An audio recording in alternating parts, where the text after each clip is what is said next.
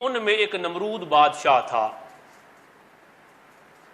یہ بڑے تکبر اور غرور میں رہتا، پوری دنیا کا بادشاہ تھا، لوگوں سے اپنے آپ کو سجدہ کرواتا، آنا ربکم الاعلی کی صدا بلند کرتا،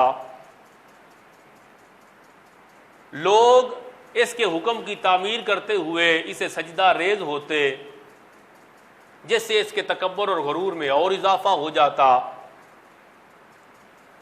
یہ جب تخت پہ بیٹھتا، وزیروں مشیروں کے ساتھ کافی سارے نجومی اور کاہن بھی اپنے ساتھ بٹھاتا دربار میں۔ ایک دن نجومیوں نے دیکھا کہ نمرود بادشاہ بڑا پریشان بیٹھا ہے۔ انہوں نے پوچھا، بادشاہ آج آپ غمزدہ لگ رہے ہیں، کیا وجہ ہے؟ نمرود کہنے لگا کہ میں نے آج رات ایک خواب دیکھا ہے، میں نے ایک ستارہ دیکھا، اس ستارے سے اتنی روشنی نکلی کہ جس کے نور سے چاند اور سورج کی روشنی بھی ماند پڑ گئی۔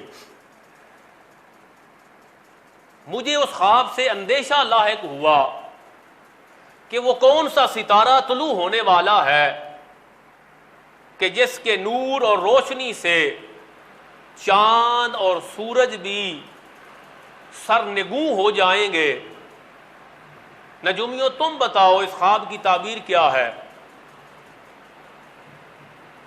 تفسیر ساوی کے اندر امام ساوی رحمۃ اللہ تعالی علیہ لکھتے ہیں، نجومیوں نے نمرود کو بتایا کہ بادشاہ تمہارے خواب کی تعبیر یہ ہے کہ تیرے شہر میں اس سال ایک بچہ پیدا ہوگا جو اہل زمین کے دین کو، ان کے عقائد و نظریات کو بدل دے گا، اور اس بچے پیدا ہونے والے انسان کے ہاتھوں تیری بادشاہی کو زوال ہوگا اور تو ہلاک ہوگا۔ جب اس تعبیر کو نمرود نے سنا تو وہ تو سخت پریشان تھا، مزید غم زدہ ہوا۔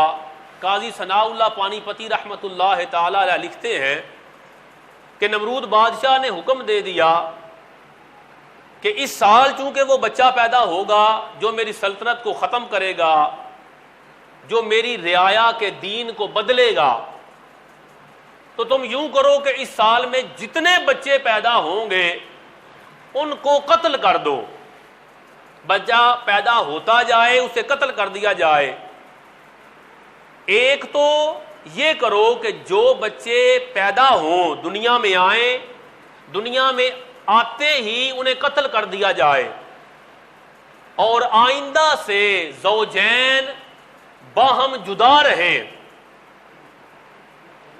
بادشاہ کے حکم سے بچوں کو قتل کیا جانا شروع کر دیا گیا۔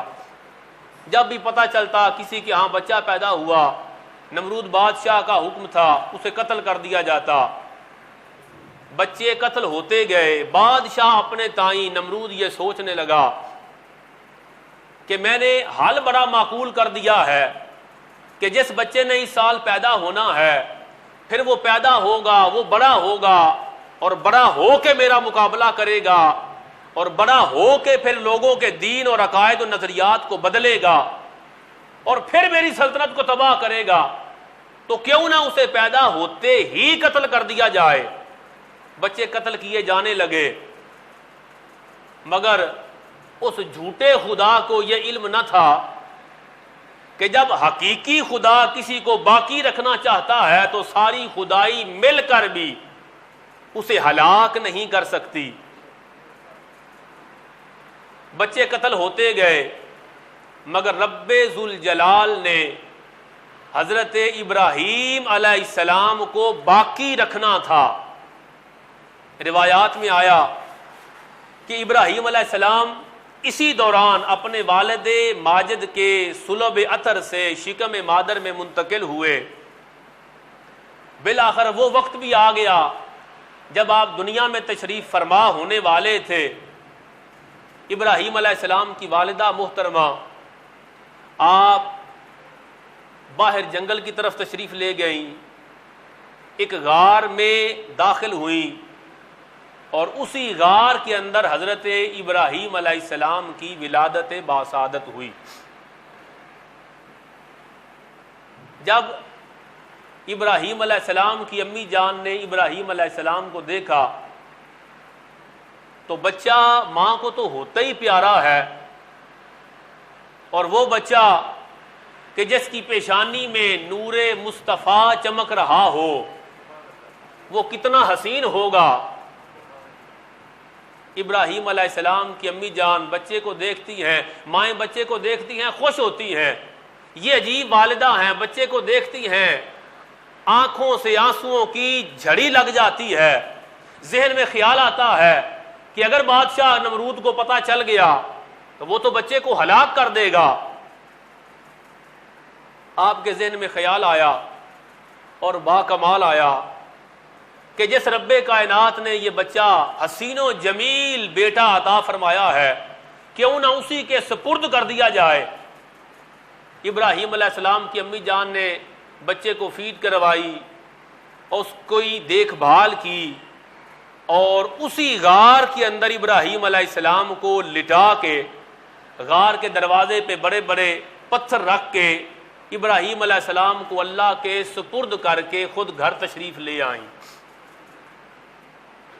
جب دوبارہ آپ کی امی جان اس غار کے اندر پہنچی تو خدا کی قدرت کا نظارہ دیکھ کے حیران رہ گئیں کہ جس رب کائنات پہ بھروسہ کر کے، جس کے سپرد کر کے بچے کو ماں اپنے گھر چلی گئی تھی، اس رب کائنات پروردگار عالم نے اس بچے کو یوں باقی رکھا ہے کہ ابراہیم علیہ السلام نے انگوٹھا منہ میں ڈالا ہوا ہے، آپ اسے چوس رہے ہیں، رب کائنات ابراہیم علیہ السلام کی حفاظت کر رہا ہے اور اس انگوٹھے سے اپنے پیغمبر کو خوراک بھی عطا فرما رہا۔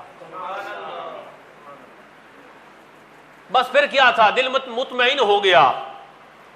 ابراہیم علیہ السلام کی امی جان وقتاً فوقتاً غار میں تشریف لے جاتی، انہیں فیڈ کرواتی، ان کی دیکھ بھال کرتی، پھر تشریف لے آتی۔ وقت گزرتا گیا، حضرت ابراہیم علیہ السلام بڑھتے چلے گئے۔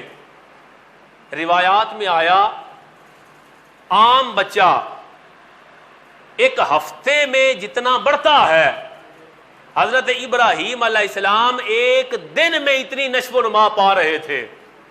عام بچہ ایک مہینے میں وہ جتنا پروان چڑھتا ہے، ابراہیم علیہ السلام ایک ہفتے میں اتنے بڑھ رہے تھے، اور عام بچہ ایک سال میں جتنا بڑا ہوتا ہے، حضرت ابراہیم علیہ السلام کئی سال کے برابر بڑھتے چلے گئے۔ علماء نے لکھا اس کی وجہ یہ تھی رب ذوالجلال نے ایک عظیم مقصد کے لیے ابراہیم علیہ السلام کو پیدا فرمایا، دنیا میں بھیجا۔ اللہ چاہتا یہ تھا، اللہ رب العزت کا ارادہ یہ تھا کہ جب میرا پیغمبر غار سے نکل کے شہر اور بستی میں تشریف لائے تو کسی کے یہ وہم و گمان میں بھی نہ آئے کہ اس بچے کی عمر تو اتنی لگتی ہے کہ جس سال نمرود نے بچوں کو قتل کروایا تھا، بلکہ جب ابراہیم علیہ السلام بستی میں آئے تو لوگ یہ سوچیں کہ یہ بچہ تو بہت پہلے کا دنیا میں تشریف لا چکا ہے۔ کسی کے خیال میں بھی نہ آئے کہ ابراہیم علیہ السلام کی ولادت اسی مہینے اور سال میں ہوئی کہ جس سال میں بچوں کو قتل کیا جاتا رہا۔ مختلف روایات 7 سال، 13 سال یا 17 سال تک حضرت ابراہیم علیہ السلام اسی غار میں تشریف فرما رہے، اور ان کی والدہ محترمہ غار کے اندر جا کے ان کی دیکھ بھال کر آتی۔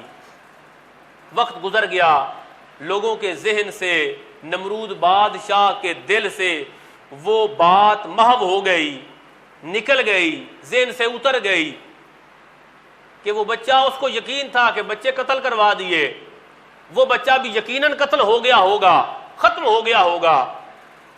مگر شاعر کہتا ہے فانوس بن کے جس کی حفاظت ہوا کرے وہ شمع کیا بجھے جسے روشن خدا کرے۔